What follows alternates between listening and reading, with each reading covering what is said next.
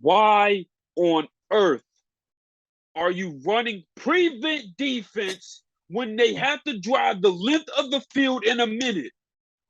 I oh my goodness, that blew my mind. I ain't watched the game at the, but I went back and watched it, and I was so my mind was blown that they was playing prevent with the minute left against Tom Brady, and he had to drive 80 yards down the field and score a touchdown, not a field goal, a touchdown.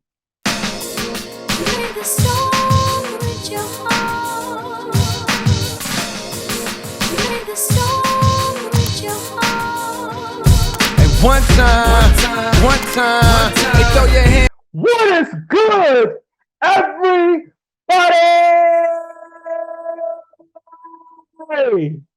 This is your boy, Aaron. I ain't got a WWE promo to cut like Aaron, so I'm gonna just say it's Brian. And we are the Courtside View Podcast. Now, you guys see, why am I hyped? Why am I hyped? You guys see what I'm wearing right now. Matter of fact, hold on. Yeah, I see. Hold up. You see what I got on? You see what I got on? The Fields, Justin Fields jersey. Now I know you're like, why you got Ohio State? Because I'm a Packers fan. I can't be wearing no Bears gear on. Are you kidding me? Do you not know about that rivalry? So yeah, Justin Fields continues to prove all these doubters wrong. They said he wasn't a good quarterback. They said he couldn't throw. They said he wasn't. He was a bust. But what does he look like now? Everybody's praising him, jumping on the bandwagon, saying he's the best quarterback from the 2021 draft. Nah, y'all stay over there. Y'all were trashing him in the beginning. Now y'all want to come to where I'm at? Nah, we ain't switching. Don't switch sides now. You believed in Trevor Lawrence. You believed in Zach Wilson and Trey Lance, even though Trey Lance barely played in college. Zach Wilson was playing in BYU, one of the best offensive lines in the NFL, in college. Nah, y'all stay over there. Don't come over here now when it's all popular and stuff. So yeah, I just wanted to say all that real quick because I'm excited. But okay, so let's get down to business. Let's start with the NBA because there's some things I want to discuss. Unfortunately, here's the thing, because around this time until I would say the end of the regular season, I'm talking about the NFL, right? Around the NFL season, regular season, I'm really focused on like football. And then after the regular season, that's when like I really sort of put more emphasis in basketball. But right now, there is something going on in the NBA. And number one is the Lakers. This might be my last time talking about the Lakers for a while. Because he's lying, y'all. Unless something crazy happens, which I don't think, the Lakers stink. They're awful. They're fake good. Like they'll do just enough to keep the game somewhat reachable, but then they'll just lose. They suck. I tried to tell you. I said there was 8 teams better than them in the West. I was wrong. They are the worst team in the West. They might be the worst team in the NBA. It is that bad. Okay. It is that bad. I'm not exaggerating. You're not watching the games. You're not keeping up. They're 2-10. They're in the race for Victor Wembanyama. Well, they're not going to they're not going to be able to get him because the Pelicans, they're going to be like, oh, thank you very much. I mean, that Pelicans, pick isn't top 3 protected? Nah, it's not top 3 wow. protected. But the Pelicans, hey, do us a solid. You could do us a solid and you can take our 2025 and we can keep the 2023. That's not gonna happen though. But yeah, man. Rob Pelinka, he's stealing money. He's stealing money, man. He's ski mask Hall of Fame himself. This guy is awful. He's the worst GM in the NBA by a mile. There is nobody worse than Rob Pelinka. They are sabotaging this franchise. No, he is sabotaging this franchise on purpose. This is not on accident. This is not, oh, there's no way of us to get rid of Russ and improve the team. No, they had all offseason to improve this squad, and he decided not to. Even after they went 0-6, he could have made a deal with Indiana. They would have been like, okay, we'll take those 2 first-round picks and Russ, and we'll give you Miles Turner. We'll give you Buddy Hield. No, he didn't make the deal. You know why? Because he's like, why would I trade these first-round picks for 2 guys that I know is not going to make us a contender? And that LeBron, you can't count on him to stay healthy. And Anthony Davis, he's made of glass, right? But here's the thing. You're the reason this team is what it is. You're the reason we're in this position in the first place. So you're making all of these excuses not to make the deal. They wanted this team to play bad because they wanted an excuse to not trade for pieces that will help the squad win. So now they got what they wanted. The team stinks. You can't trade for nobody. 2-10, there's no way they're going to come back from this. They're the worst team in the NBA. How do you feel about just the Lakers' demise right now? You already know how I feel. It is a glorious thing to see. With every loss, my strength just builds, and it's just gonna fuel the fire of my agenda. But yeah, the Lakers, they're pretty sorry. I ain't gonna lie. I feel bad for y'all, and this is coming from a Wizards fan who's now a part-time Bucks fan. But yeah, it's terrible. They're unwatchable. I'm not watching. I haven't watched the Laker Yeah, game since the Utah game. I realized that wasn't that just the last game they played? Well, the game before the last one he played. something like that. I think it was Sunday. It was last Sunday. That was the last time I've watched the Lakers play, and I'm never watching them again. It's a wrap unless LeBron, he's creeping up on Kareem, and it's a chance he'll get the all-time scoring record. That's probably the last time I will watch them play. But for the most part, I'm done.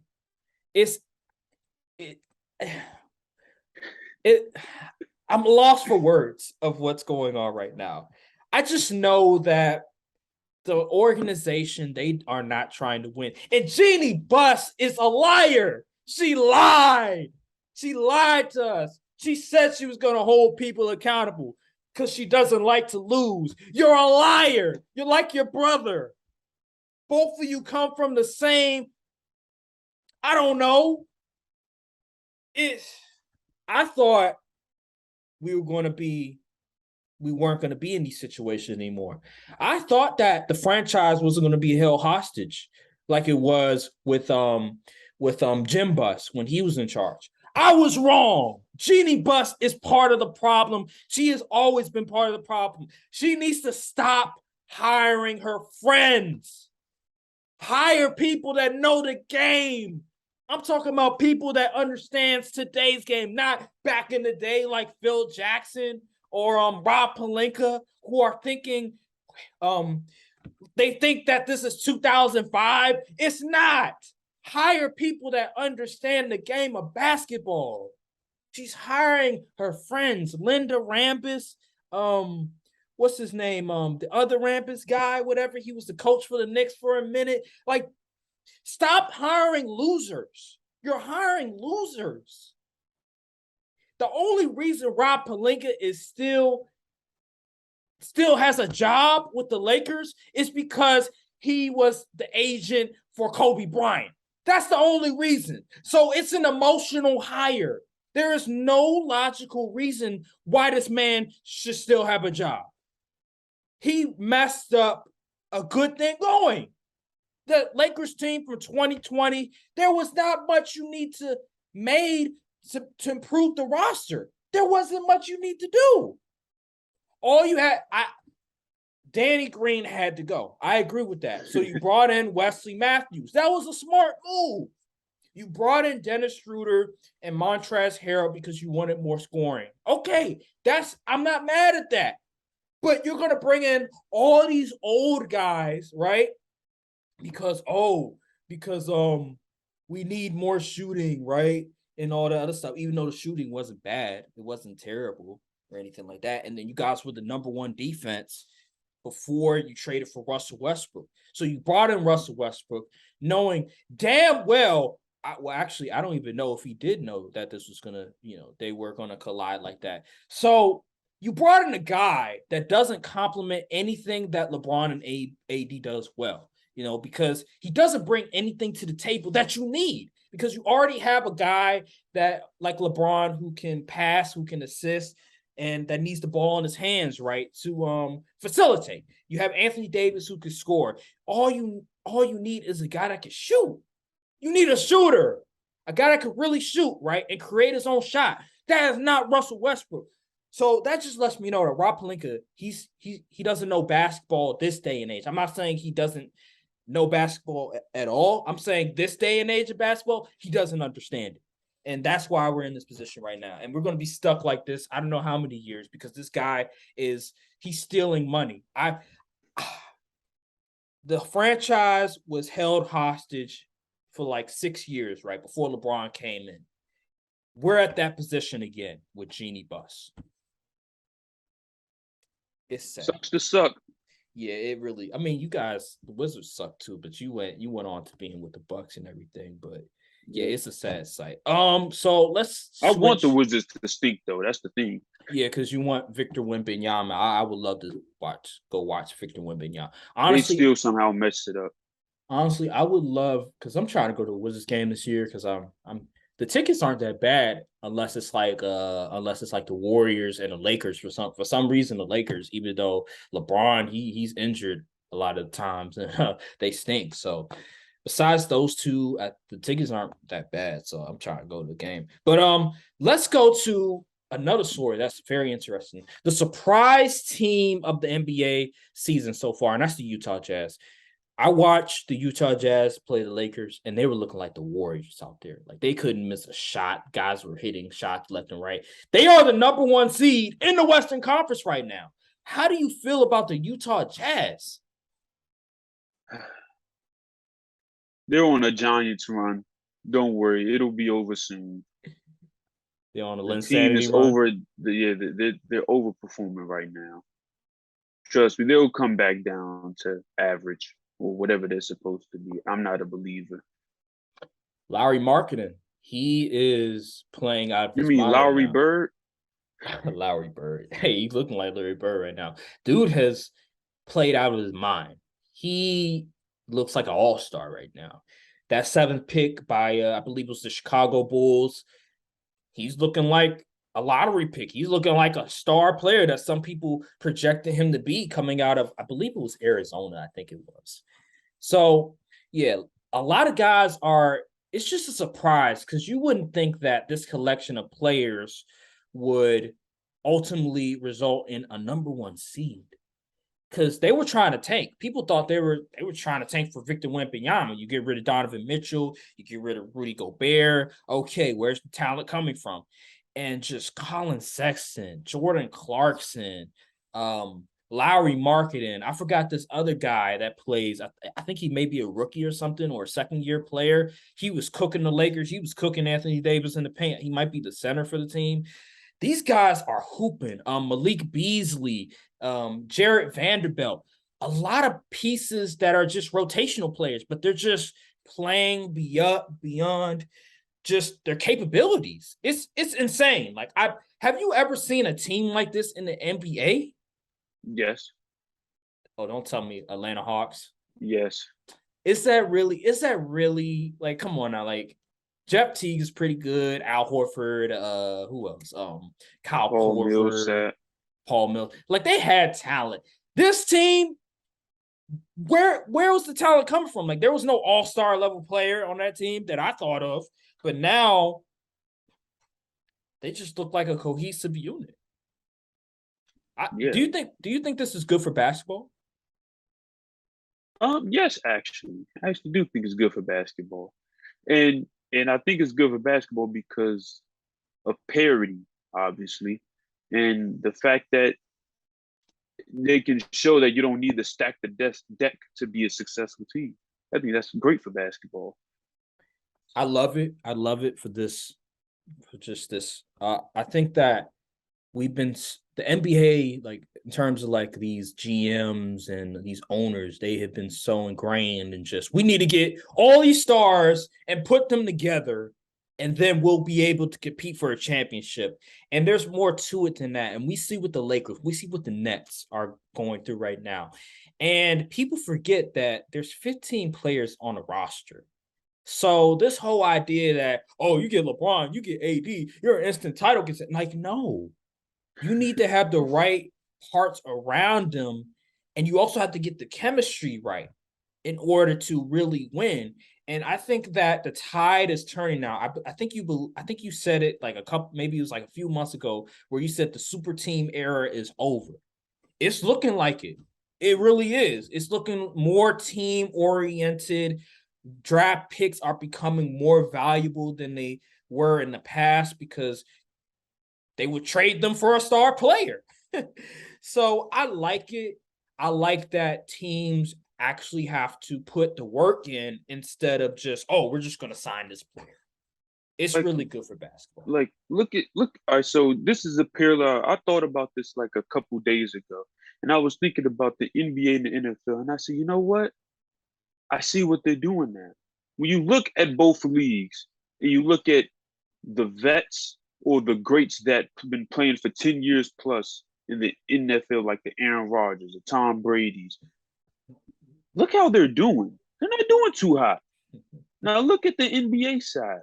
LeBron James, Steph Curry, KD. Their teams aren't really succeeding, but when you look at the teams that are succeeding, what are they? The Cleveland Cavaliers, the Utah Jazz, the Celtics. Yeah, the Celtics, right? Those teams, and on the NFL side, the Eagles, the Vikings, the Cowboys, the Bills, the Chiefs. Like, you notice that they're full of young stars and young talent. Memphis so too. I think, I was about to say Memphis as well. But you notice they're full of young stars with young talent. So I'm starting to think, I think we're really transitioning into the new era of hoops and football, because you got to market to the younger audience. You know, a 12-year-old can't really relate to a LeBron James as much as he could relate to like Ja Morant or something. So I think the leagues are finally starting to push the younger teams and the younger stars to market them, instead of the same old, oh yeah, LeBron is LeBron, Tom Brady this, Tom Brady. Like, it's mostly the talk shows doing that. But when you really if you watch the game and the network itself, it's like, I'm starting to see these young guys put on more. So I'm glad to see it, and I'm glad we're getting these old farts up out of here. We need bring on the younger generation, please. I mean, that's a really good take. I just think that at the end of the day, it comes down to your personnel, right? Who is around your star players. And I think that with Memphis, they've done a really good job of drafting and developing and bringing in the right talent to surround Ja Morant and that's his another abilities. Thing I want to say. All the teams that's doing well can draft.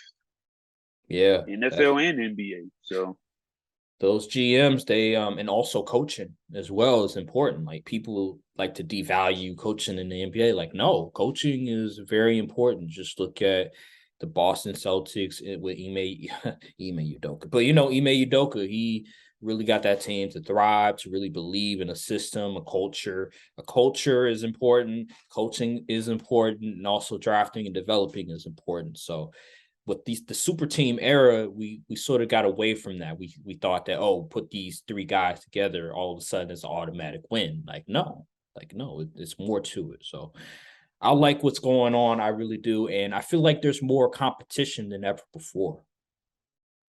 Yep. Yeah. So let's talk about the last topic for the NBA before we move on to the NFL. I want to talk about a team that's not doing too well. We already talked about the Lakers, but it's another team that we sort of predict this, right?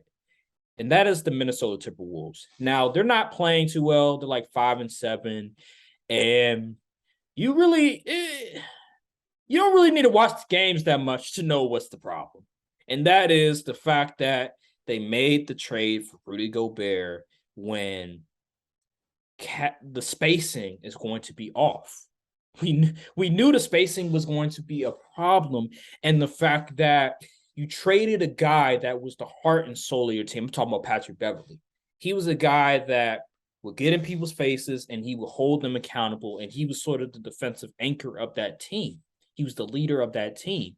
You trade him away for a guy that was dealing with problems in Utah. There was a lot of drama in Utah, and he was a defensive. He was a defensive liability at times during the playoffs. Like, they had to take him out because on the switch they would attack him, like Stephen Curry, even Damian Lillard, guys like that. You traded for him? Why didn't they just trade for like Miles Turner, who could stretch the floor? He could hit it. He's more versatile. He's a better scorer, and he can do some of the same things that a Rudy Gobert could do, but he's just offensively better than him. I don't understand why Minnesota did that. And you see Anthony Edwards, he's disengaged sometimes. He says some things in the podium sometimes, pretty much lamenting on just the offense and how he's not able to get to the rim like he likes to because of the spacing. How do you feel about just the Minnesota Timberwolves right now? Simply, they're just not a good basketball team. The things that made them good last year, they got rid of.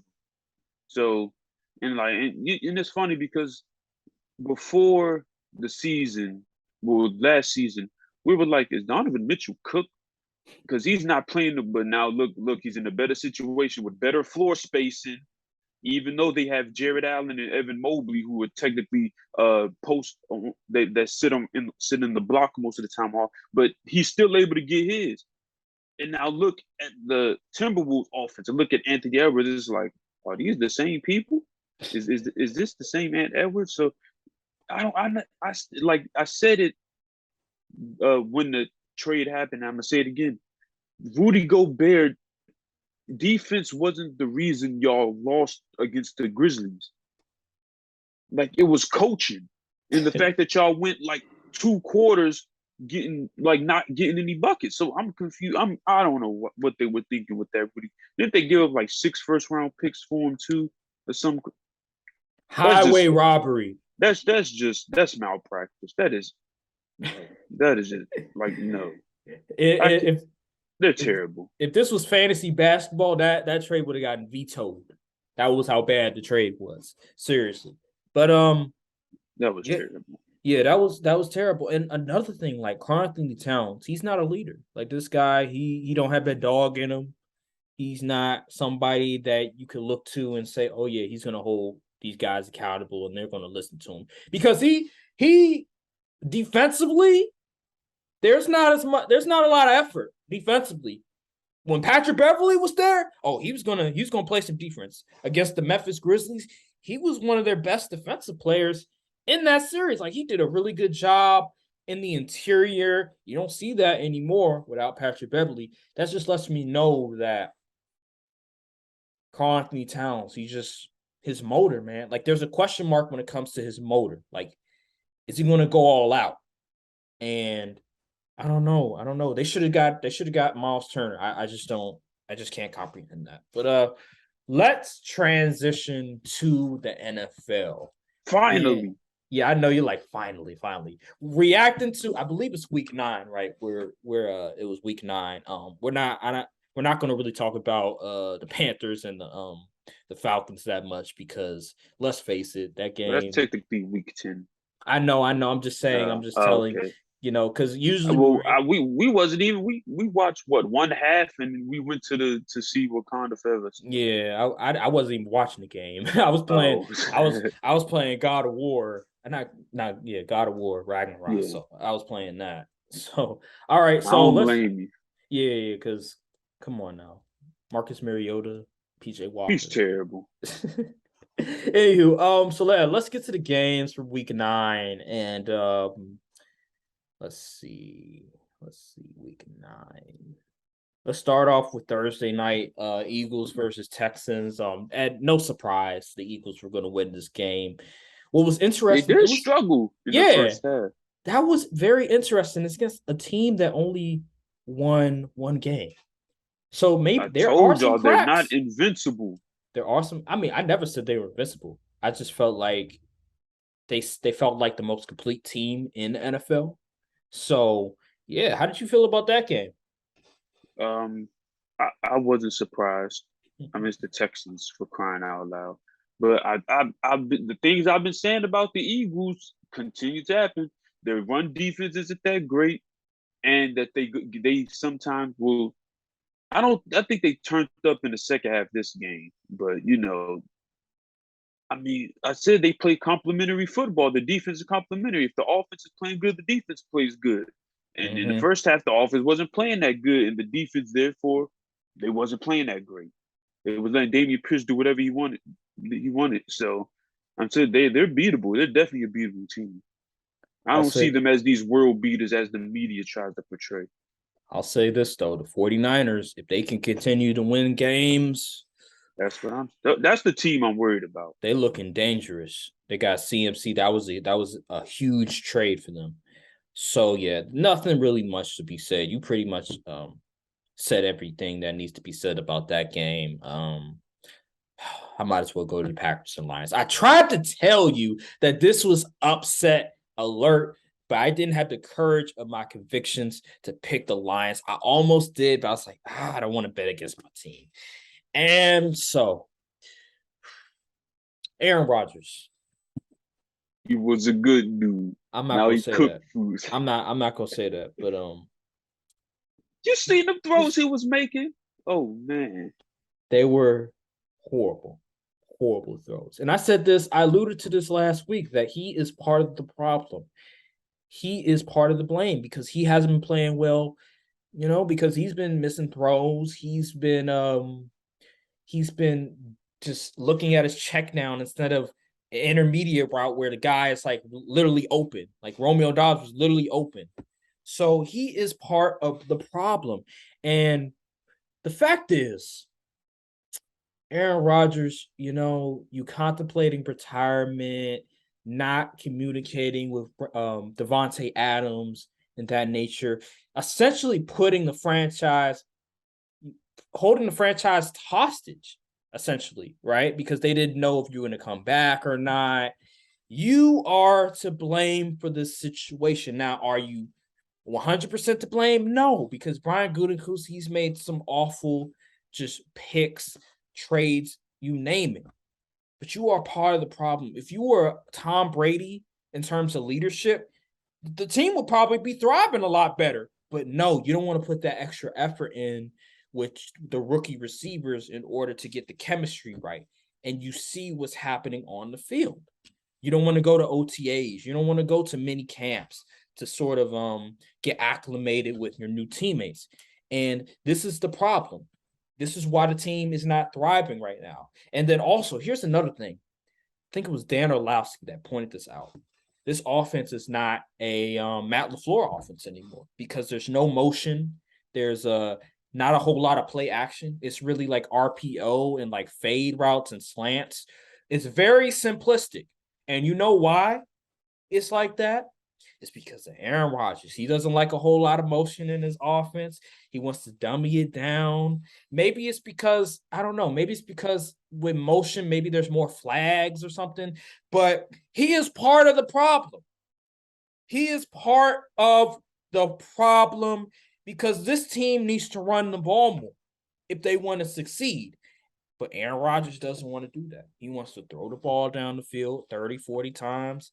He doesn't want to give the ball to Aaron Jones, who's their best weapon besides Aaron Rodgers, of course. He doesn't want to give the ball to A.J. Dillon. He wants to throw it to a rookie wide receiver, Romeo Dobbs. He wants to throw it to a old Randall Cobb when you don't have the personnel to effectively throw the football down the field. He's part of the problem, and that's why we're losing right now. And scoring 9 points against the Lions is pathetic. Especially in the red zone. 3 INTs at the red zone. Aaron Rodgers has never done that before. He did it last week. So, yeah, unfortunately. Y'all lost, 5 in a row? Yeah, it's bad. We might as well just tank. We might as well just cut our losses and just say, you know what? Because Eric Stokes is out for the season. Well, he was bad anyway. But Eric Stokes is out for the season. Rashawn Gary's out for the season. Randall Cobb, well, he's still hurt, but what's his name? Sammy Walker. Romeo Dobbs. Romeo Dobbs, he's going to be out for a couple of weeks. Christian Watson, he's always banged up. So it's a lot of players that are line hurt. Yeah, offensive line is always hurt and stuff, and they're not playing up to par as well. So we might as well just say, screw it, this season is over, and just tank for like a really good pick or something like that. See what Jordan Love is all about. Let's see. Can Jordan Love play? Like, was the pick a mistake? I think it's a mistake, but does the organization think the pick is a mistake? Let's see what Jordan Love got. You know what I'm saying? So see what he's got. Nothing. Well, we don't know. So let's get to the next game, Chargers and Falcons. And I picked the Falcons to win this game, and they were close to winning. I don't know why, but I thought you picked the Falcons. I'm pretty sure I picked the Chargers. You picked the Chargers. Well, I can't remember, so I'll say you picked the Chargers. But I picked the Falcons. It was close to an upset. Let's not lie. Like it wasn't. They weren't close to winning. If the Chargers would have lost this game, we would have had to have some discussions about that QB. I mean, aren't we having this? We still kind of have. Well, let's say this, because I've also learned that the offense, the way that is tailored, is not conducive to what Justin Herbert does well, because they're not throwing the ball down the field that much. Now, you could say some of that has to do with personnel when it comes to Mike Williams and Keenan Allen, but at the end of the day, Brandon Staley, the way that this offense is tailor-made, you're not seeing a whole lot of like long like plays or anything like that. It's a lot of 5 to 15 routes. Brandon Staley's a bad coach.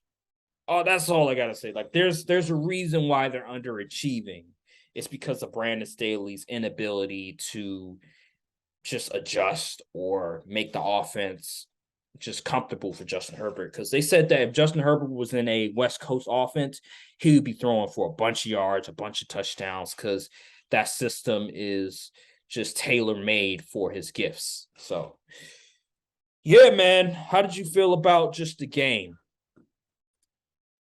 How much of that did I watch?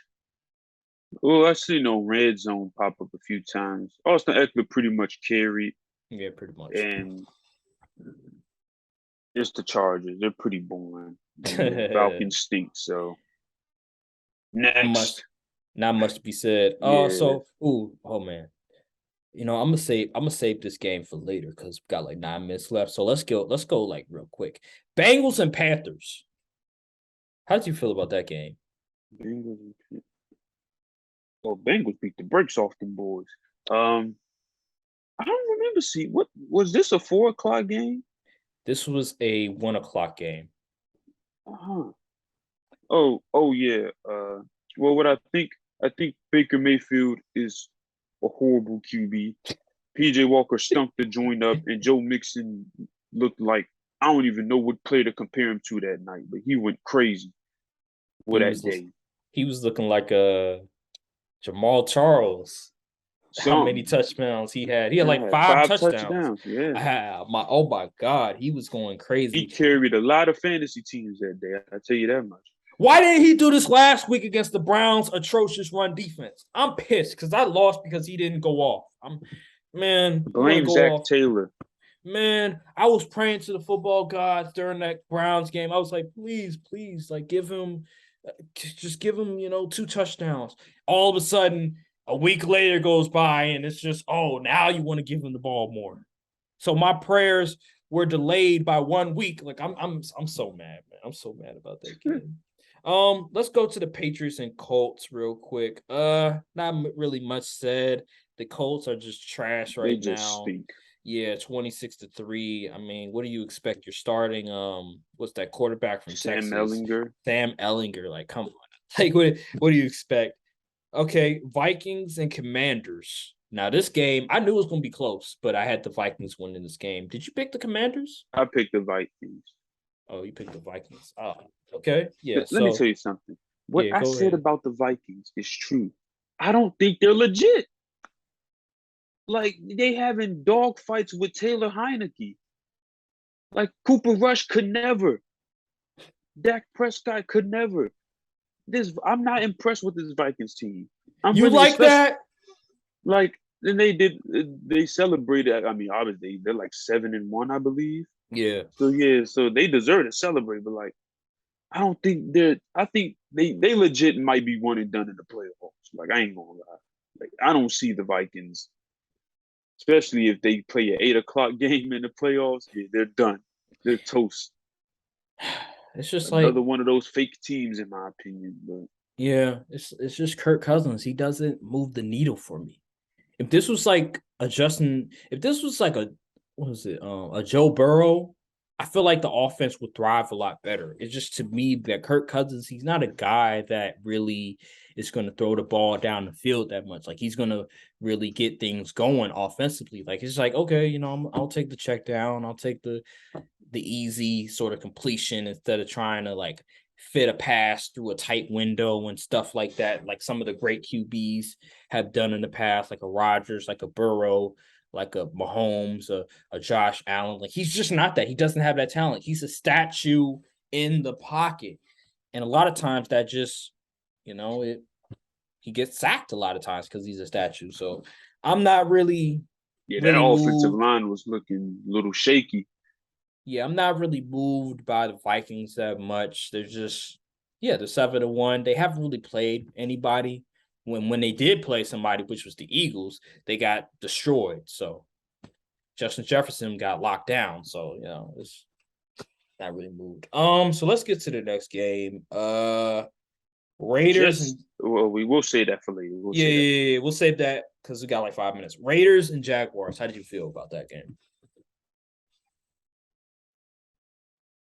The Raiders should be absolutely ashamed of themselves. Giving up a 17-0 lead at the half up to Trevor Lawrence. That is disgusting football. They Very let disgusting. Travis Etienne do whatever he wanted to that second half. And Josh McDaniels, like you said, he's not a good coach. Devontae Adams is calling out him not getting targets and stuff. I mean, he had like 10 targets. 10 receptions. Well, what about in the second half? Oh yeah, he was solid. Yeah, you're right about. He had like 146 yards, 2 touchdowns. But yeah, the second half, you're absolutely right. He has Exactly. He has 17. I think he might have 17. Nah, there's no way he had 17 targets. There's no way. He was cooking in that first half. He was. I had to then the see the second stats. half, Yeah. but yeah, it was just bad. I was seeing the red zone. I was like, bro, there's no way they about to blow this game. And lo and behold, the Raiders did Raider things. They blew the game. Oh shit, he did And have 17 targets. Oh my yeah, goodness. and it was just ridiculous. If I was a Raiders fan, I'd be very upset because you went 10-7 last year. Now you're looking like you're about to go 7-10, maybe even worse than that. They might as well tank for CJ Stroud or Bryce Young. They like 2-6 right now. Get rid of Derek Carr. You might as well. And then your freaking owner is coming. Is it their owner still, Mike Mayock? No. He was the No. GM. He was. He was the GM. Okay. Yeah. Well, whoever the owner is coming to defend, or the GM coming to defend Josh McDaniels' hire, saying he's still going to be the coach for years to come. I'm like, do you want the fans to show up to the games or what? Like, it's just terrible. It's just terrible football around. They're a disgrace. Yeah, they are. They're pretty much, That people have NFC high West is the expectations. most disappointing division that people thought was going to be super competitive. Coaching matters. I keep saying this every week, but it does. It really does in NFL. It really does matter. Seahawks and Cardinals. Now, there was a soundbite from DeAndre Hopkins towards Kyler Murray in this game, and that was very telling. I think it's from Hard Knocks, maybe, where DeAndre Hopkins was like, "One, what are you looking at?" Like, I was like, whoa, okay, it's getting kind of feisty up here. But how did you feel about that game? I think that was a 4 o'clock game, and I went to dinner, so I ain't get to see it. But I did see Hard Knocks and saw how like the momentum of the game was going. And the Cardinals, they're just not a good coach team. I mean, there's not much to say. Cliff Kingsbury, it seems like Hard Knocks Cliff Kingsbury, it seems like he's doing what he thinks a coach should do instead of just being a coach. It's like he's sometimes like, okay, if I say this, maybe this will like.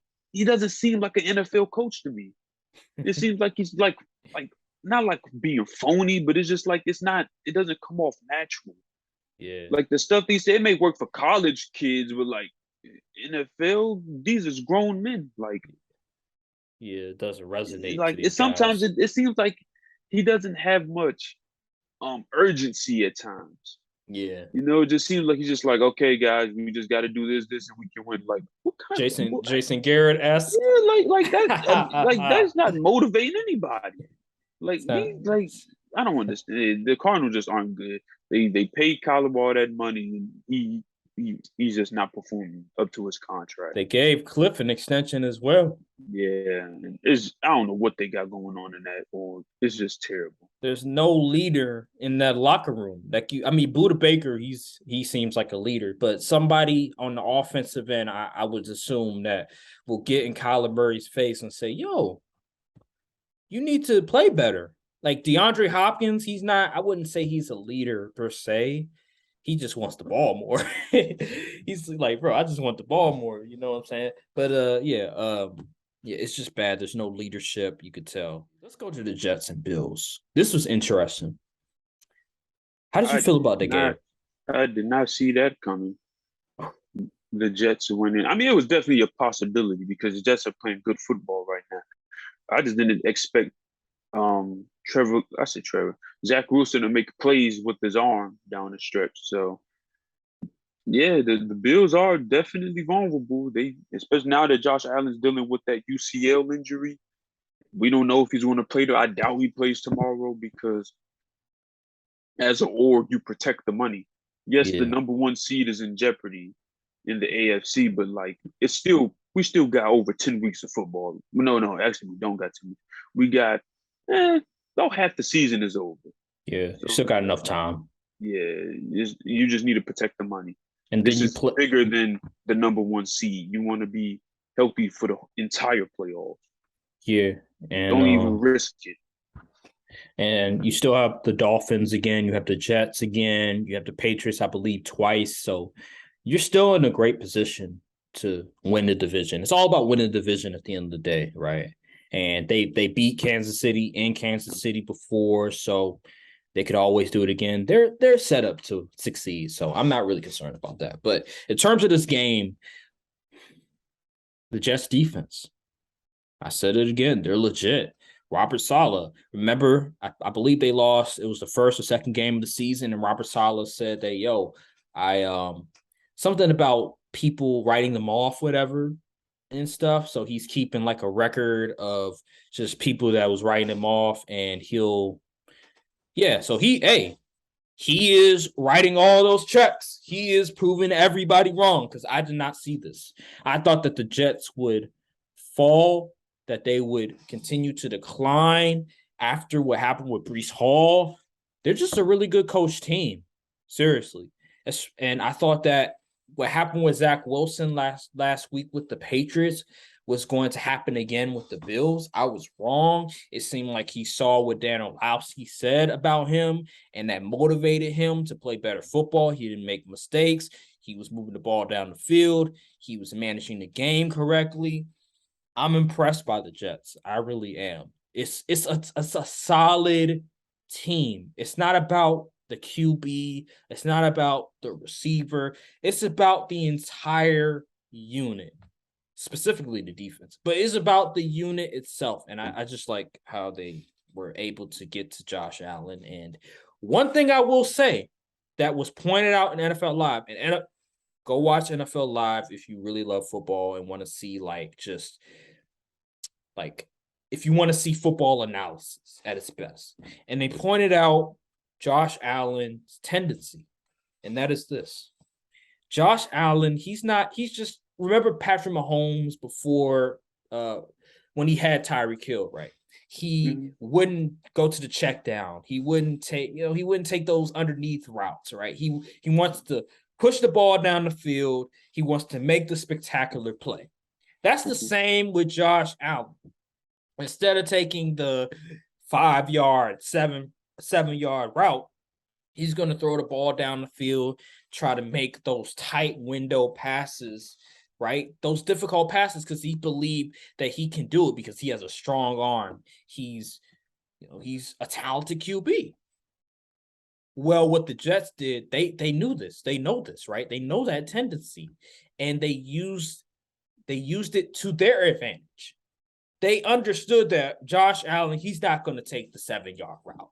So what we're going to do is we're going to make him try to make those spectacular throws, and we're going to take advantage of it. And you saw with Sauce Gardner that pick, well, not a pick, but at the end of the game, he was able to, even though it did hit Gabe Davis's hand, I believe it may have hit his hands or close to his hands, but Sauce Gardner was able to still sort of impede, right, his vision to a degree. So it made it hard for him to catch the pass.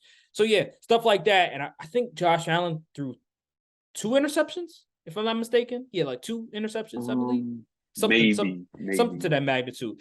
They did a great job of just taking advantage of just Josh Allen's tendencies. And I thought that was really good by them. Yeah. Is there anything else you want to say about that game, or is that just well, there is the whole Sauce versus Stephon Diggs agenda. Yes. Let's talk about that. Okay, let's touch on that really quickly. Sauce still played a good game. He did get beat in the first half, but then in the second half, where was Stephon Diggs? So I think Sauce still played a good. Everybody gets beat. Like and Sauce is a rookie. They're going against a top 3 receiver in the league right now. So so the fact that he even getting a microscope put up to him like this just shows how good he is this early. And he still played a good game. He made plenty of plays. So yeah, Sauce Gardner is still on the elite trajectory. He's still top 5. So everyone who's trying to find something to nitpick about his game, relax. I agree. I think that when he got beat, he was playing zone coverage, if I'm not mistaken. Now, maybe there was sort of miscommunication of where he was supposed to go in the event Stephon Diggs does a certain route. Maybe there was miscommunication. People said it was cover 3, so he was supposed to have that deep third responsibility. And I just don't know. Yeah, so yeah, but he did have help. I did see, I don't know if it was a safety or whatever. He did have help behind him.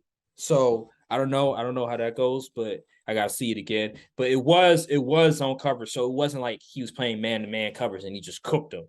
So let's get out the way. But he did make a mistake. There's no question he made a mistake there. It looked like something went wrong. Yeah, that's pretty much, I think, Stephon Diggs, he was pretty much held at bay. He didn't really do much the second half. He didn't have 100 yards or anything like that. Didn't do much crazy. So Sauce agenda thrives, I guess. So yeah, let's get to the next game and let's talk about, you know what? F it. Let's talk about Dolphins and Bears. Let's get to my game. 2 of my favorite QBs going up against one another. It was a beautiful day. It was a beautiful game because I felt like a proud father. But this is just metaphor. But yeah, Justin Fields. Justin, I tried to tell everybody I'm wearing the jersey right now. You know what I'm saying? I'm wearing the Fields. I'm wearing the number 1 jersey right now, Ohio State version. I had to get a jersey after that performance because he was sensational. I don't know if you saw the Michael Irvin clip where he had like his top 3 playmakers and he had Justin Fields number 1. I've seen that.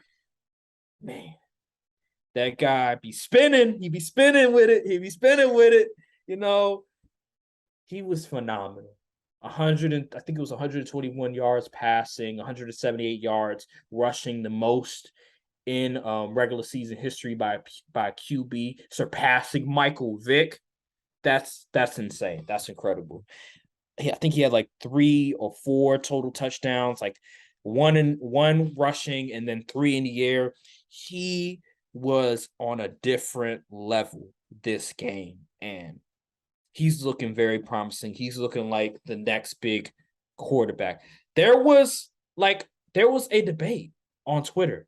Who would you want for the next 5 years? Kyler Murray or Justin Fields? Where were you lean to? Obviously, Justin Fields. Because listen. He scrambles better than Kyler Murray. Ooh, that's a hot take. And throwing wise, yes, Kyler Murray has better arm talent, in my opinion.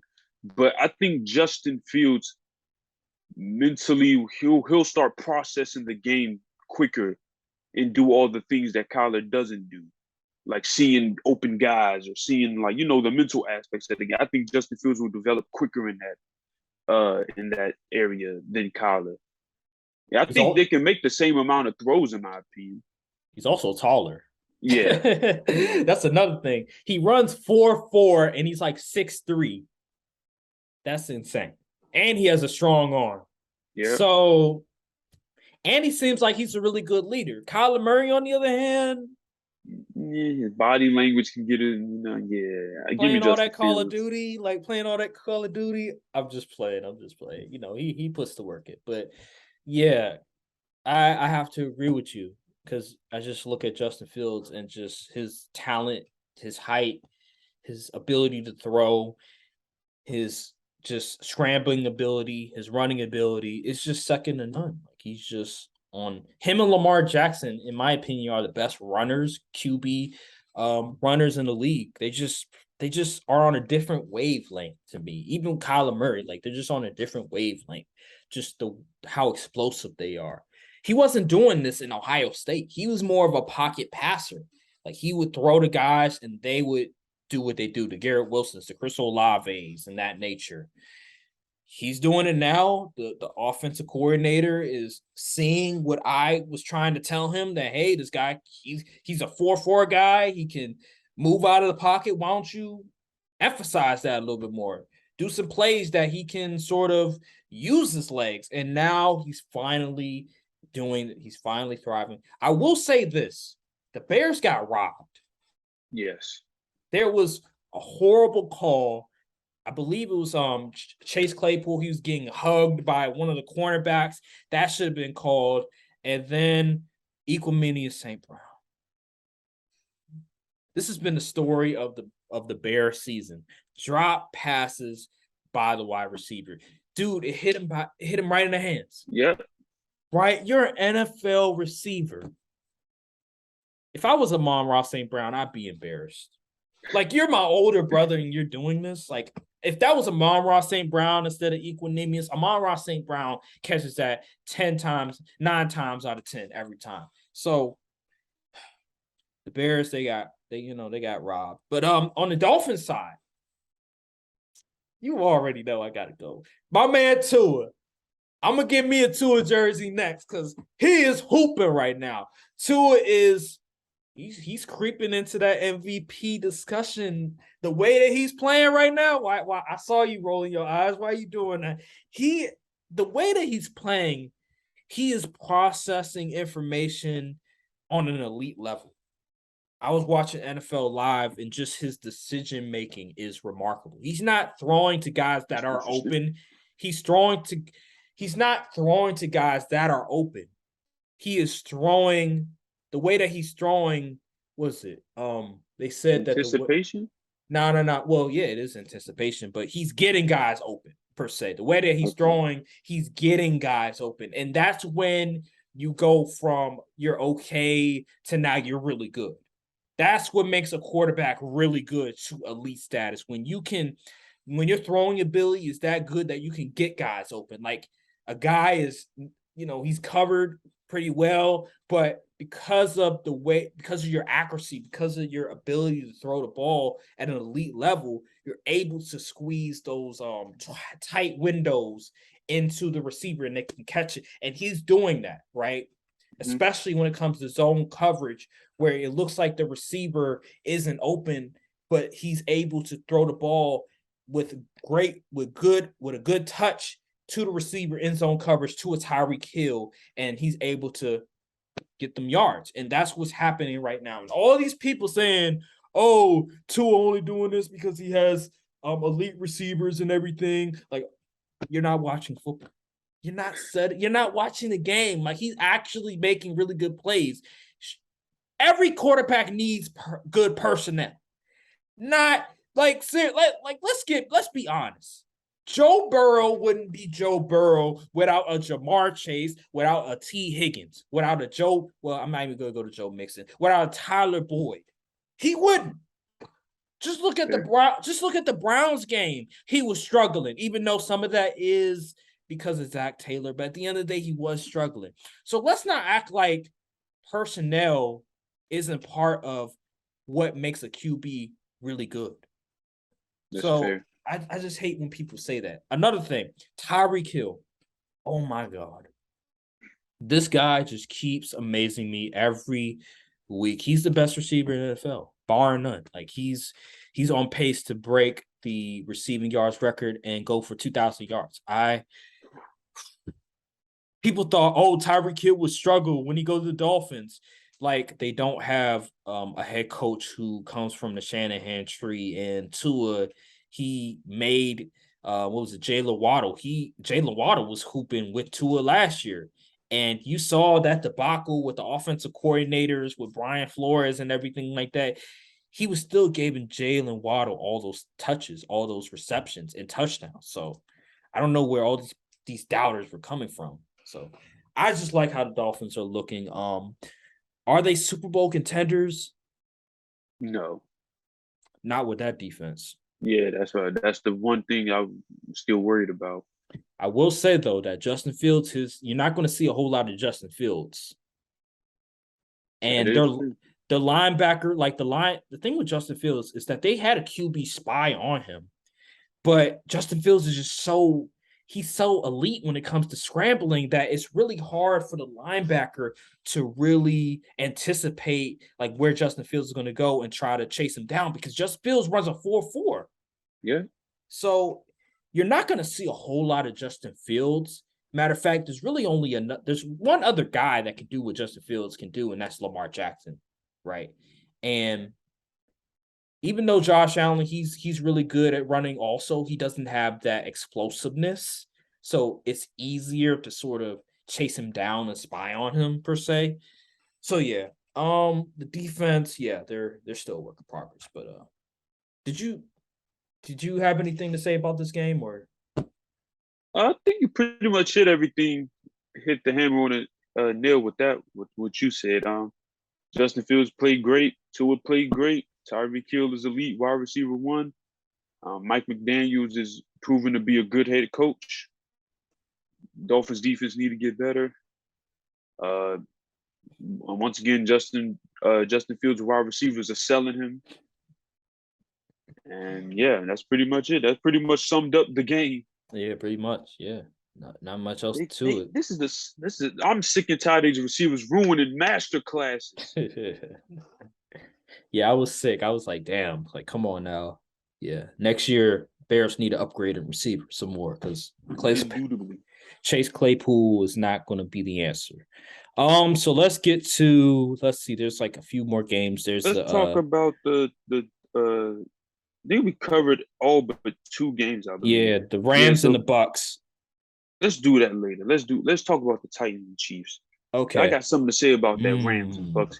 But the Titans and Chiefs, I saw this one. I think that was a primetime game. So yeah, saw that start to finish. The Chiefs, I worry about them sometimes, because like they're a good team. And granted, the Titans are a well-coached team. Even though they have Malik Willis at the helm, they still are a well-coached team. They can only do so many things. And their oh my goodness, Titan receiver room. They got me out there running routes, bro. I'm not even gonna lie. Like, it's bad. It's bad. Like, I don't think I can name 2 receivers on that team that played that game. Mm-hmm. Like, they're just bad. It's terrible. Like, the Titans defense is still good. Derrick Henry is still good. They didn't have Tannehill, but I don't even think they win that game with Tannehill, because their receivers literally could not get open. Like, Malik Willis was scrambling for like 10 seconds and nobody still got open. Mm-hmm. So it was bad. It was bad. The Chiefs, they played like the Chiefs. Travis Kelce did Travis Kelce things. Juju has been turning up ever since a few weeks ago. I don't know what got into him, but Call of Duty. Call of Duty, man. but yeah, the Chiefs are still. I think the Chiefs are they the number one seed? They might. Well, I think they only have They're 2 6 and losses. 2. I I think no. believe the I think Bills the are the number Bills. one. I think the Bills won the tiebreaker, so I think they're still one. But yeah, the Chiefs. They're still a good football team. Now down the stretch, it was some questionable calls and things that was in favor of the Chiefs side, like that 2-point conversion. They had like 3 chances, Yeah, they and I was did. like, okay, something a little fishy is going on here. But yeah, that's pretty much all I got to say. Yeah, I mean, there's nothing really much to say. I feel like the Titans, they have like a formula that really works against the Chiefs for some reason, even though they don't have good receivers. Like Right. it's a rookie QB, and I believe they had an opportunity late in the game where they could have done something, but Malik Willis, he for some reason he just wasn't able to get the job done. He's a rookie, he's a 3rd-round pick, so it's going to be hard for him to really do anything effective, especially without Treylon Burks. I don't know if Robert Woods played as well, I don't think so.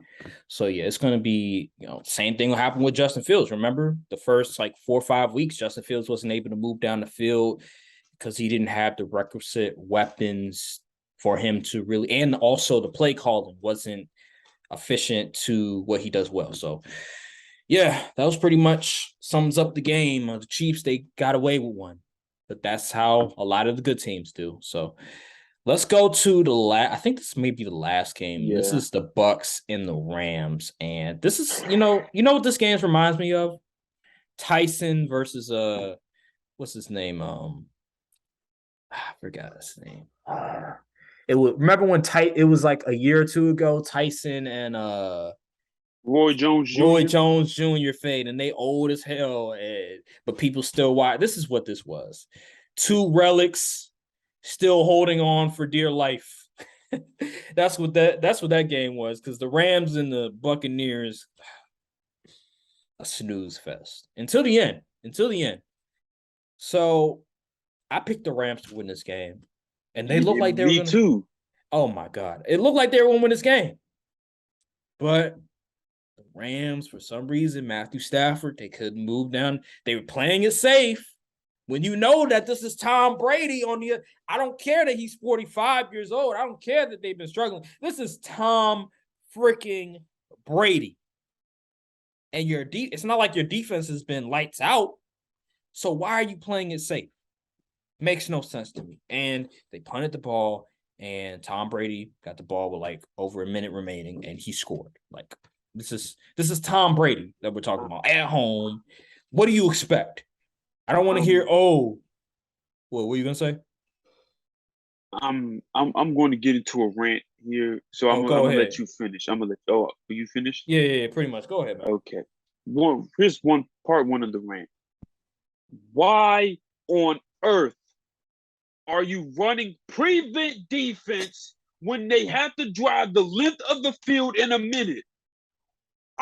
Oh my goodness, that blew my mind. I ain't watched the game, but I went back and watched it, and I was so my mind was blown that they was playing prevent with the minute left against Tom Brady, and he had to drive 80 yards down the field and score a touchdown, not a field goal, a touchdown.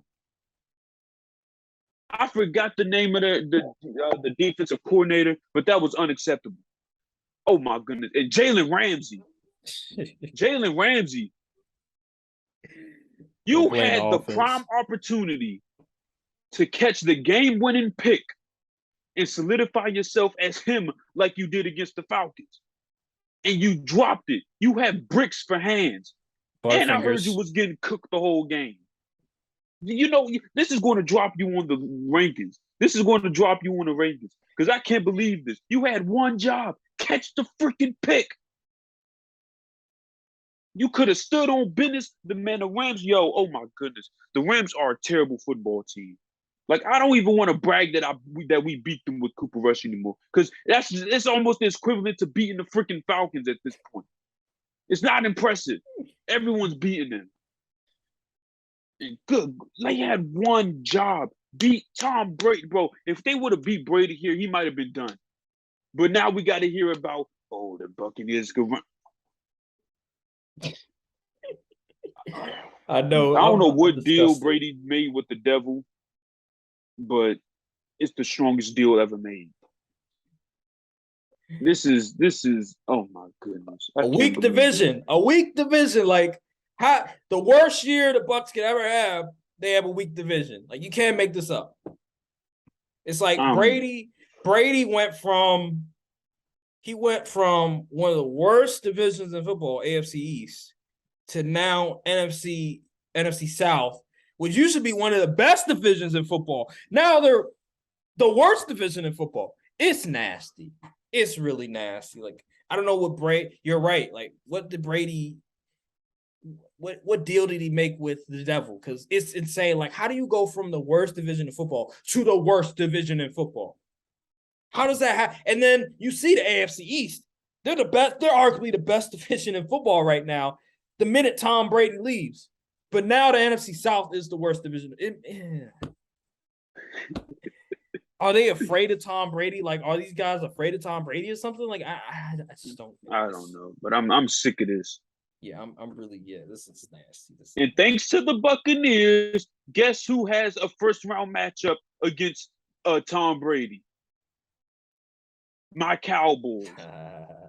Good grief, man. Why are you scared of Tom Brady? Because we have never beaten Tom Brady in the history of his career. Man, what you scared for? The Bucks are not good. I don't care Tom Brady's about 45. I don't care about the Bucks. I care about Tom Brady. Man, okay. You can believe that. I said the same thing you said in the first week of the season, and look what happened. We scored 3 freaking points. Yeah. Well, it looks like you guys have a formula that works, so I don't know what you're worried about. Tom Brady, this man, I'm telling you, he made a deal. It doesn't matter what the other team does. Okay. All right. Well, I think that'll do it for week 9. We could sort of go to picking the games for week 10 now. All right. So the first game, Cowboys and Packers. Who you got? After all things considered, Aaron Rodgers has been owning the Cowboys for years and years to come. So it's only the logical choice to pick the Dallas Cowboys. Come on, man. You already know I'm riding with my dog, man. Listen, we're gonna put Aaron Rodgers in the dirt this Sunday at 4:25 p.m. on Fox for Mike McCarthy. We're gonna bury the Packers for the season once and for all. We put it on for Mike McCarthy, and we're gonna show like, Odell, come on, you said you want to play for a winning program. Look what we just did to one of the top ops in the NFC. So we're gonna put Aaron Rodgers in the dirt, and if we don't, we deserve to get clowned on. You hear that, Aaron Rodgers? You hear that, Matt LaFleur? You hear that? If that doesn't motivate you enough, I don't know what will. I have the Cowboys. You can have all the motivation you want, but if you ain't got the talent and the heart, you ain't gonna win. Okay. Well, I have the Cowboys win this game. I'm not a believer in the Packers. You already know. I'm a Packers fan, for crying out loud. They've lost like 4 or 5 in a row. So I don't see this getting any better. Even though they're at home, they have a lot of injuries that they're going to have to overcome, especially on the defensive side. They're just not a good football team. And just the way that Aaron Rodgers is talking right now, calling out the media, calling out the haters and all this other stuff, it's not good right now. So I'm gonna go with the Cowboys. They seem like they have momentum going on their side as well. They're 6-2. They're trying to be in the race for the division crown. So yeah, I'm gonna go with the Cowboys. Seahawks and Buccaneers. I think this may be in Germany. Yeah, this is in Germany. Yep. Interesting. Who you got? I'm going with the Buccaneers. Whoa. That win against the Rams just showed me that they're going to start running the tape, and it's going to be the nastiest run you'll ever see in your life. I cannot count out Tom Brady. I literally can't. The Seahawks, they're rolling. They're playing great football, but I've seen this story way too many times to go against Tom Brady. So I'm going with the Bucs. Okay. It goes against football logic, but I'm telling you, watch what happens tomorrow. I'm going with the Seahawks. I'm going with the Seahawks, baby. Going with Geno Smith. I'm going with Kenneth Walker. They've been playing well. I don't care about the whole Tom Brady. He made a deal with the devil and all that. I'm going with the team that's better. The Buccaneers have struggled. They beat a bad Rams team. I'm not a believer. I'm going with the Seahawks. Okay. I mean, I'm not saying there's no possibility that it'll happen. Like, it could happen. You never know, but I just don't see it. They've been struggling. Let's go to the Vikings and the Bills. Now, Josh Allen, there's a possibility he doesn't play. I don't think he'll play. So, all right. So, you believe he doesn't play. So, who do you have? Case Keenum will be in the game. And I don't think a revenge game is really necessary. So, I'm going to go with the Vikings. It is in Buffalo. I'm going to go with the Vikings because... You believe in Kurt? This is a 1 o'clock game. Yeah, the Vikings will probably win. The Bills are favored by 3 points, though. But I think that's the perfect opportunity to get the upset for the Vikings. So yeah, put your money on the Vikings tomorrow. They'll probably win and go on and continue to prove that their run is fake by beating a backup QB. You know what? I'm gonna go with the upset. I'm gonna go with the Bills at home. I think that the Bills are the upset. Okay. Yeah, because they don't have Josh Allen. Well, they probably won't have Josh So Allen. okay, yeah, they probably won't. So I'm under the assumption that they won't have Josh Allen.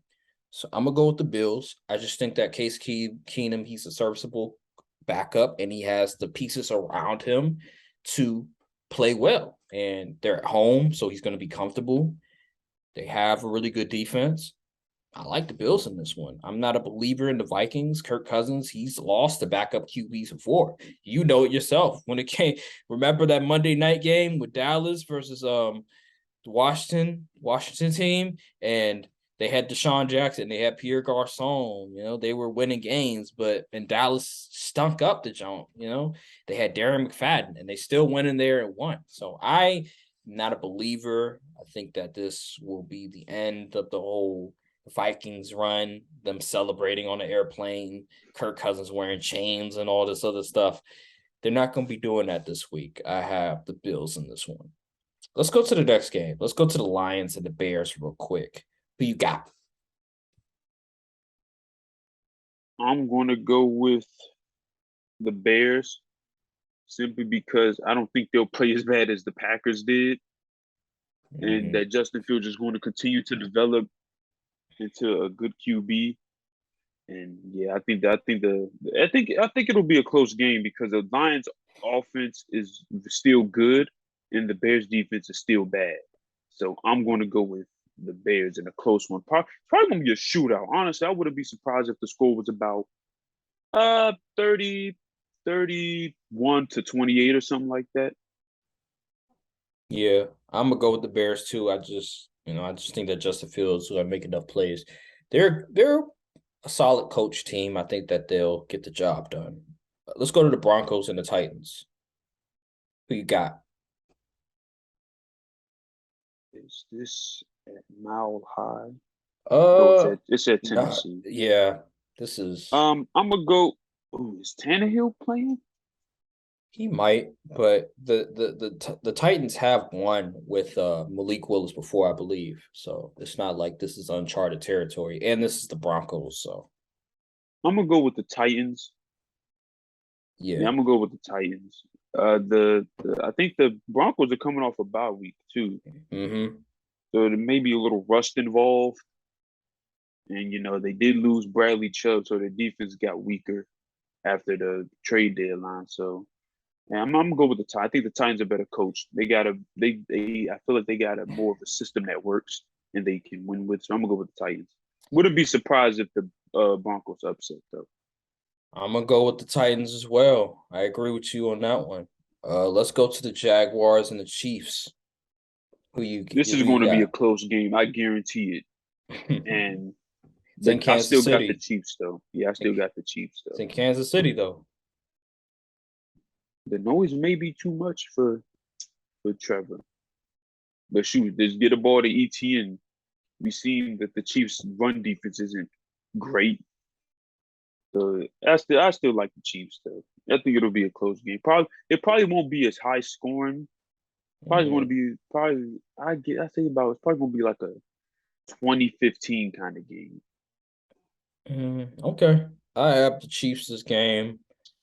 I believe that the Chiefs they'll just do what the Chiefs do. I don't think the Jaguars are going to be played that pretty well. I'm not as high as the Jaguars as you are. I think this will be a 30-20 game. That's my belief. So yeah. All right. So let's go to the next game. Let's go to the Browns and the Dolphins. Who do you have in this Dolphins game? wipe the floor with them. They are at home too. So Tyreek Hill's going for 200 yards. Yeah, I'm gonna go with the Dolphins as well. Titans and Giants. I said Titans and Giants. Texans and Giants. Who do you Giants have? win. Yeah. They're trying to push for Odell and get re-sign Odell, so they're going to try extra hard to win. If they lose, they can kiss Odell. Chances of signing with them goodbye. Yeah. Saints and Steelers. Saints. I'm gonna go Saints because the Steelers are a bad team. Yeah. Even though the Saints are a bad team as well, I think they're better equipped. They won more, so I'm gonna go with the Saints on this one. Colts and Raiders. This is the true toilet bowl here. Like, good grief, I don't know, man. There's no way Derek Carr loses to Sam Ellinger. And I Jeff refuse Saturday to is the head believe it. coach. Yeah, I think the Raiders might stomp them. I ain't gonna lie. You know what? Devontae Adams got to go for 150. You know what? Oh Lord, he's about to pick the upset. You know what? A new head coach. Frank Wright is gone. So there might be some rejuvenation going on. You know, maybe the players might get motivated a little bit much. I'm going with the upset. I'm going with the Colts, especially against a struggling Raiders team that lost Hunter Renfrow, that lost Darren Waller. So all Derek Carr has is Devontae Adams and Josh Jacobs to work with. I'm gonna go with. Oh, true. I'm gonna go with the Colts on this one. That's not I a think bad they'll win pick. this I'm game. gonna stick with the Raiders, but that's not a bad pick. I forgot about injuries and all of that. Yeah. So let's go to the Cardinals and the Rams. Who do we have this game? The disappointment bowl. I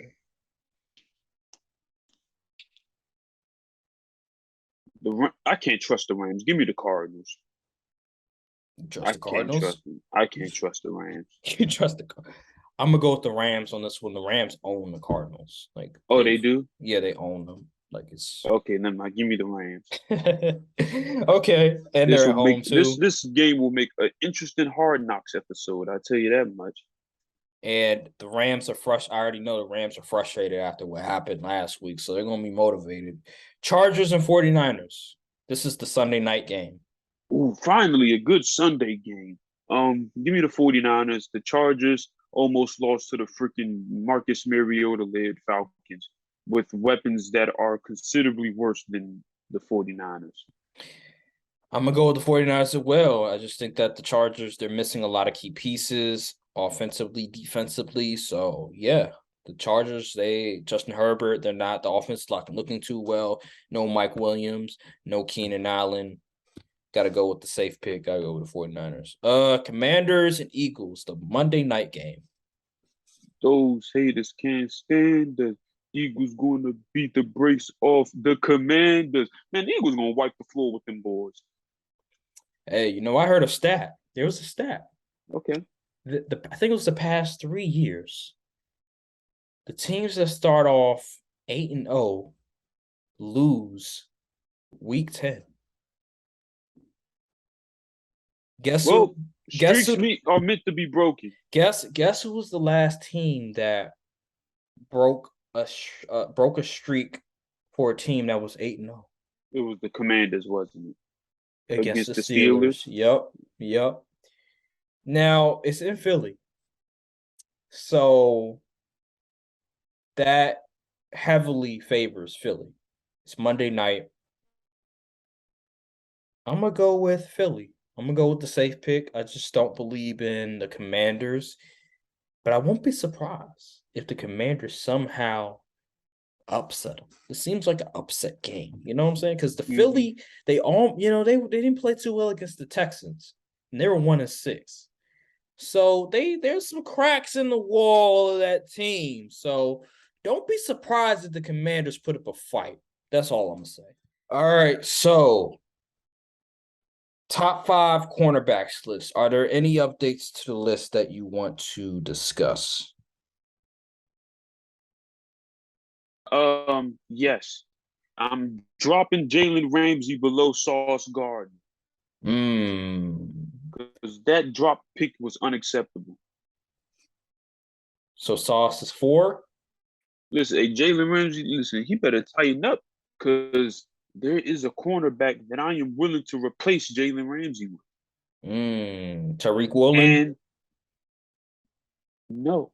Actually. Ooh. Oh, Jack Jones? No. It's a corner that does start with the letter J. Can't be Jonathan. NFC. Oh, NFC. See, NFC. and you remember it shows you how good people forget he is. J.C. Horn. Oh, has been playing phenomenal yeah, football. J.C. Horn. Yeah, that's my guy. That's my guy, bro.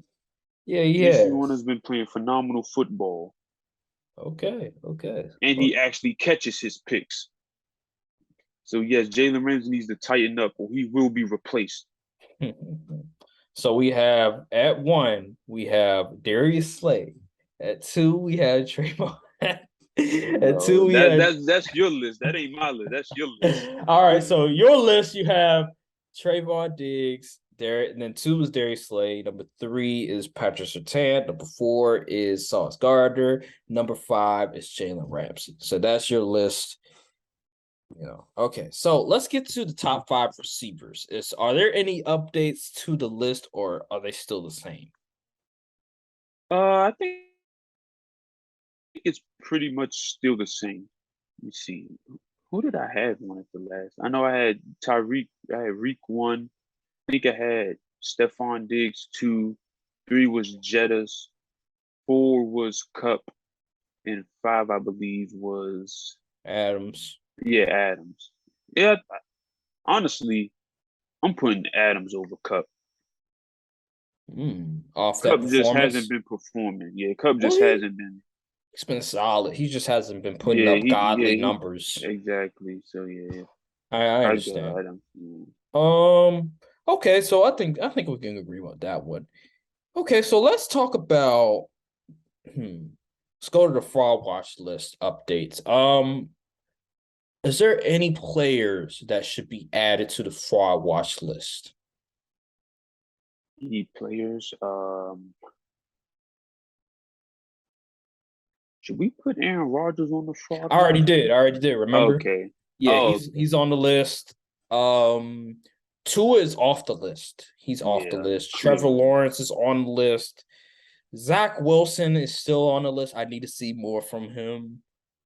Let's see. I know Xavier Howard is on the list. I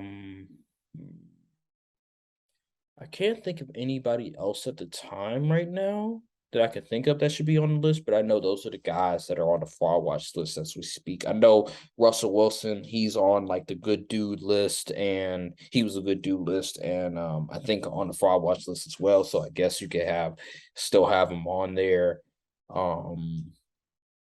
Yeah, I can't think of anybody right now. I don't know if you want to put Tom Brady on there. I mean, he hasn't been playing well. I can't do it. You can't put the GOAT on there. No. I think that might be it for the fraud watch list. Yeah, I think that's good for now. I can't think of anybody, so maybe next week I'll probably think of somebody, but right now it's just not. I can't think. Oh, Najee Harris. Oh yeah. He's on the fraud watch list. I forgot about Najee Harris. So yeah, Najee Harris is on the fraud watch list. Yeah, I can't think of anybody else after that. So that's probably the list right there. Let's go to this is interesting. Top 10 QB list. fairly easy if you ask me. Unless I'm putting them in order, then it gets a little harder. But I So could we have the five.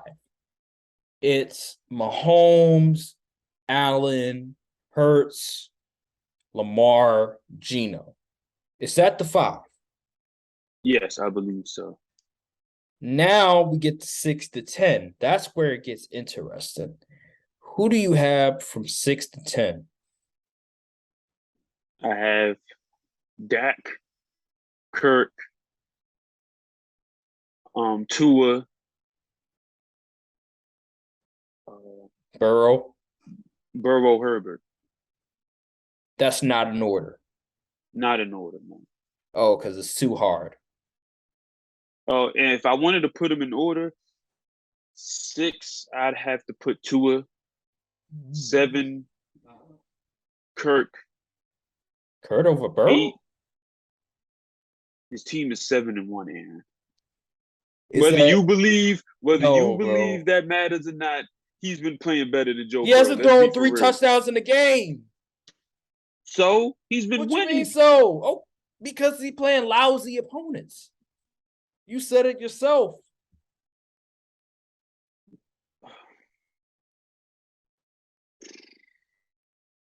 All right. Well, this is your list, so whatever.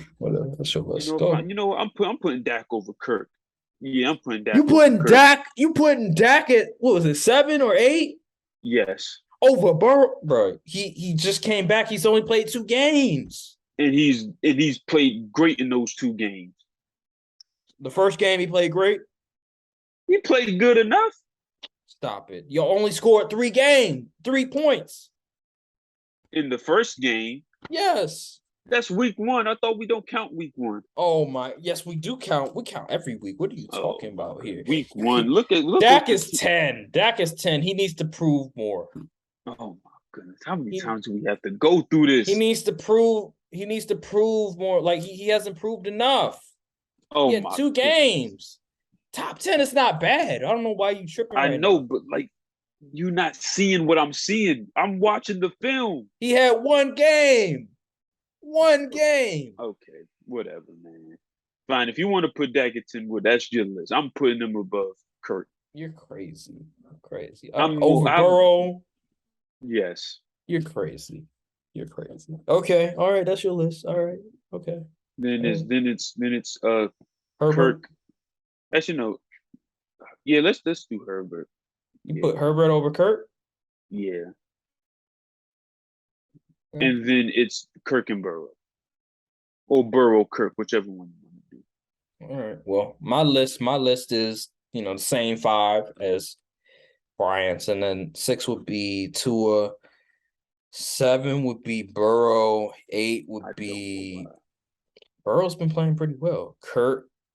8 would be Kirk, 9 would be Herbert, and then 10 would be Dak, because I need to see more from Dak before I put him above all those other guys. He'll be top. He'll be in the top 5. Honestly, why is Dak top 10? You know who should be in number 10? My guy. Say Daniel, my guy. Heck no. Yes, Are you crazy? Yes, sir. Are you crazy? No, yes, please stop it. Please stop. I like Fields, but you need to relax. Nah, you right.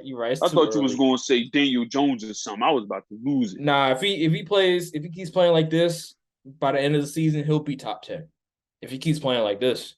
Fields? Yeah, if he keeps playing like this, yeah, he'll be top 10 for sure. But yeah, right now, I'll give you Dak because he played pretty well. Now let's do before we close out here. Let's do bottom 5 or bottom 10 QBs. Oh Lord, wow! Oh God, bottom 10. Yeah, that's a lot. God damn. Fine, let's do bottom 5 QBs. Oh, bottom 5 would be Russell Wilson. Really? Yeah. That's bottom 5? Yeah, of course he'd be bottom 5. He's been horrible this year.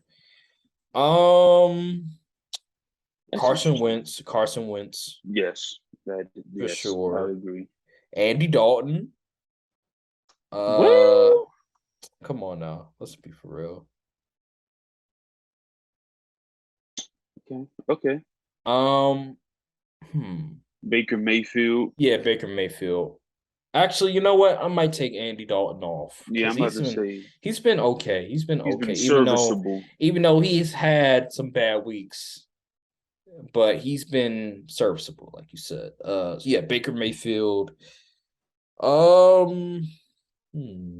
Should Derek Carr deserve to be called a bottom five QB? I feel like Zach Wilson should be a bottom five QB because he hasn't, besides the Bills game, he hasn't really been impressive at all. He had that comeback, he had that drive against the Steelers, but for the most part, he hasn't been impressive at all. I've been disappointed. So I'll probably put Zach Wilson in that list, that bottom five tier. And then the last one,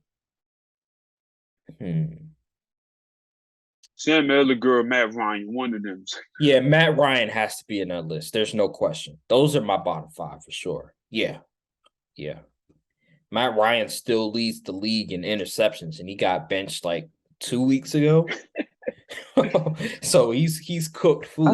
I think we gotta put Mariota there too. Nah, Mariota, he's had some really good moments. Bottom five. Bottom I five, don't know, like man. I don't. It's still crazy. Like even though Russ has been playing like a good dude, like he was a good dude, putting him in a bottom five still is a crazy statement to make. we have to be honest. We have to be honest. You see the games, you watch the games, you watch everybody's watched the games. They've been on primetime damn near every week. So like people True. watching the footage, they see what we see. He's been bottom five. Like, I'm sorry. So yeah, Okay. that's Let's the bottom five. let's do. We still got defensive player of the year and all that stuff to talk about. Yeah. So I mean, there's defensive rookie of the year, there's offensive rookie of the year, but we can go defensive player of the year right now. I would say Oh yeah, that let's do that. Let's oh, do the rookies first. okay, all right. So leader offensive rookie of the year, I have Kenneth Walker. He's been playing out of his mind right now. Ever since he stepped in for Rashad Penny, he's been just going crazy. Like this is why you don't draft a running back in the first round, because there's running backs in the second round that you could just choose from, like a Brees Hall, like a Kenneth Walker. There's a guy in the fourth round, like a Damian Pierce, that you can stumble on and just put him in positions to succeed. And look what happens. Kenneth Walker is sensational. He's my front runner. I think we agree. I think we agree. Mm-hmm. Yeah, Haven't and seen then enough from Garrett Wilson or Olave. Drake London production slowed down, so Damian Pierce, he's been hooping. I would say he's yeah. number two. Chris But Olave, winning matters. yeah. Chris Olave, he's still playing really well. Like, it's just that Kenneth Walker and Damian Pierce have just been sensational. They're playing on a Pro Bowl level right now. So yeah, those guys are like top 7, I think it is, in rushing. So you have to put those guys above Chris Olave right now, especially with the touchdowns too. So let's go to defensive rookie of the year. This is obvious. Like, this is Well, Sauce Gardner. Sauce. Sauce Gardner. It's not even close. There's nobody. It's between. I Well, think it's between Tariq. Sauce. Yeah, Yeah. Sauce, Tariq, and Hutch. Is Jack Those are my Jones a top rookie? three. Yes, Oh, Jack Jones, he's in discussion too. and he'll probably get looked over because he plays for the Patriots. So you said Aiden Hutchinson? Yeah. I don't know. I mean, he leads, like, out of all the pass rushers drafted, he's like number one in nearly every statistic. It's interesting. I haven't heard Trayvon Walker's name in a minute. I've heard Devin Lloyd's name, but I haven't heard Trayvon Walker's name. So that's, he was good for like a cool 2-3 weeks, and all of a sudden he's just nobody's talking about him. Yeah. So you have Sauce, I have Sauce as well. Let's go to the defensive player of the year. Who do you have as your front runner? Mine is going to be Micah because he's been phenomenal this year. Even though Matt Judon has been playing really good football, he's actually the leader in sacks, I believe, and he might be leading the league in pressures as well.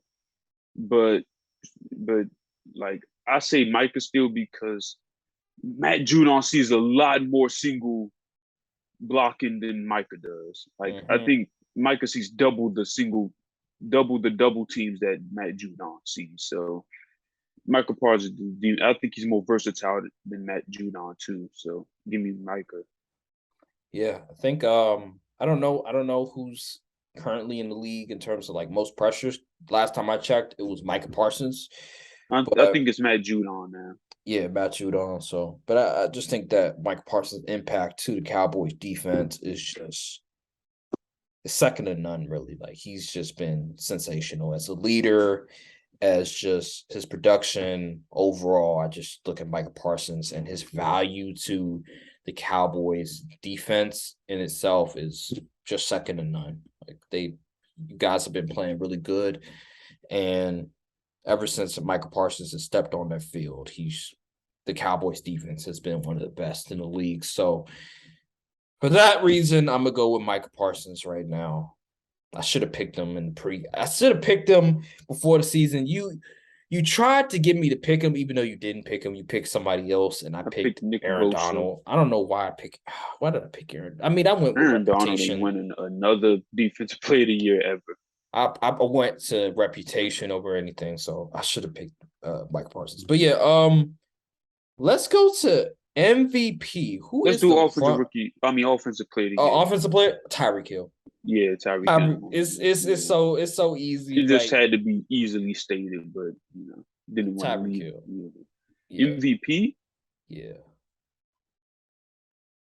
Unfortunately, the front runner is probably Jalen Hurts, and it hurts my soul.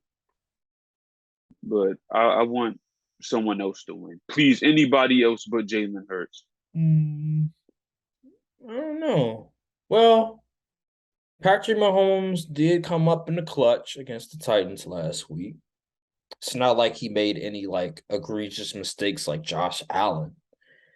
He has more passing touchdowns than Jalen Hurts. His team is 6-2. He's completing, I forgot how many, he's completing a really good number of passes. Passing yards is solid. I might have to go with Patrick Mahomes. I just think that he has the statistics to back it up, and his team is winning. So I think that Patrick Mahomes, he's that guy right now. Let's see. What else do we have here? I think that'll do it for all the topics that I have. Is there anything else that we need to discuss at the time that we haven't discussed yet? Not that I know of. Okay, so I think that'll do it. I think we pretty much discussed everything. A very long episode. Very long, because it's Saturday instead of Wednesday, so we have to sort of dive into a lot of different topics. But yeah, thank you guys for watching this video. I hope you guys enjoyed. Make sure to like, subscribe, comment down below, hit the notification bell, follow us on Twitter, Instagram, especially Instagram, because we post a lot of content, a lot of original content as well. I also react to a lot of things that are happening around sports, so definitely check that out. And we will see you guys on the next episode. Thank you guys for watching, and peace. We are close to hitting 100 subscribers. I think we're 10 away. Last time I something checked. like that. We're at 90. Yes, and we are also like 3K views away from hitting 60,000 total channel views, which is pretty good. We've been doing this for about 6 months, I believe. 6 months. Something like that. So thanks for all the support and all of that. Our goal is to hit 100K views before the end of the year. So we're going to have to pump out this content and continue to feed the streets. But thanks to you all for all the support and for watching. Yeah, thank you guys for watching. We appreciate the support. And please, more people subscribe. If you're watching this video right now, if you're not a subscriber, please subscribe. We post some amazing content that you'll probably enjoy.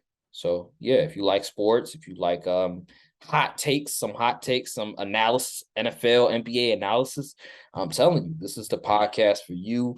So, yeah, subscribe down below and hit that notification bell. We will see you guys on the next episode. I put my life in these sentences. Fucking right, it's either that or life sentences. I'm